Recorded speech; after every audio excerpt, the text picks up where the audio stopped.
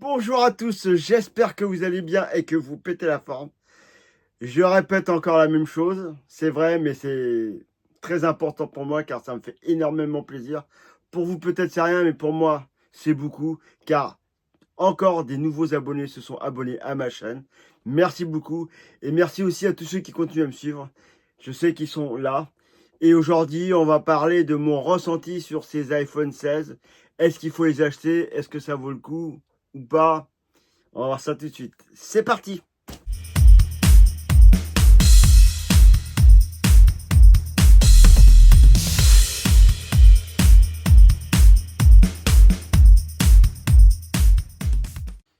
Alors honnêtement, ces nouveaux iPhones, ils sont vraiment très beaux, surtout les 16, avec ce beau bleu que j'aime beaucoup, avec les optiques qui sont un peu plus foncées tout autour, un bleu plus foncé.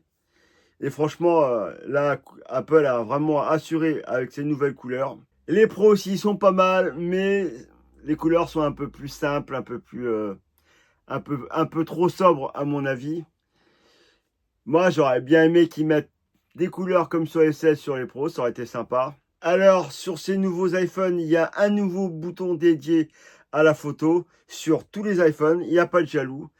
Maintenant, le bouton action aussi et sur tous les téléphones. Le x5, il est aussi sur les Pro et les Pro Max.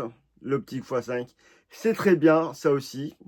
Mais malheureusement, malgré que ces téléphones ont des choses par-ci, par-là assez intéressantes, avec beaucoup de puissance, même les 16, hein, ils sont vraiment sympas. Mais il n'y a pas grand-chose de nouveau en fait. C'est un peu des petits trucs, mais rien de nouveau par rapport à l'année dernière. Et ça, c'est dommage. Donc, pas assez de nouveautés pour craquer sur un iPhone 16.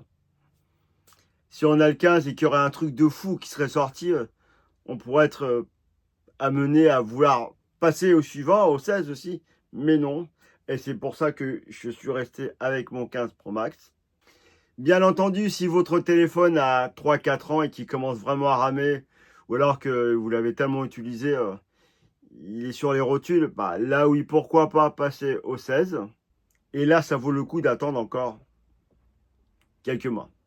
Mais si jamais vous avez un téléphone qui n'est pas très vieux, mais que vous voulez absolument passer à l'Apple Intelligence, mais que vous voulez pas trop vous ruiner, pourquoi pas prendre un 15 Pro ou un 15 Pro Max, parce que les 15, ils seront pas compatibles.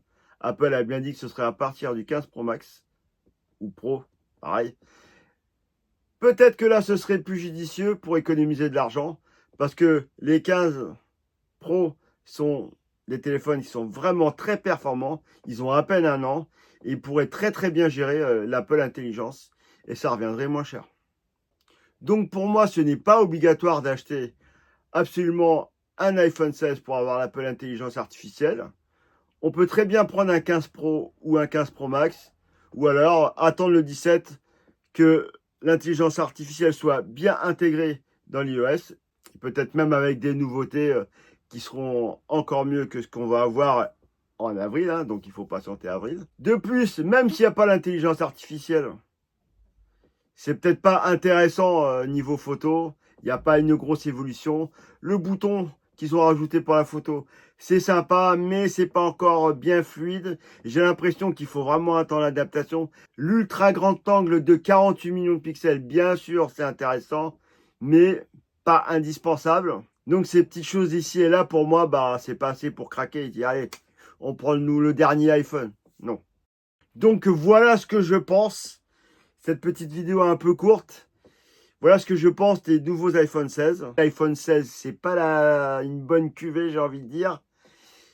Il faut peut-être pas l'acheter, pas qu'il soit mauvais, mais voilà. Donc je pense qu'il faut mieux attendre ou alors prendre un 15 Pro, par exemple, et ce serait plus judicieux.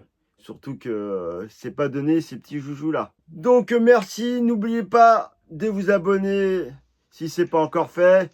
Pour vous c'est gratuit et pour moi ça m'aide énormément. Vous connaissez la musique et aussi de liker mes vidéos et je vous dis à la prochaine.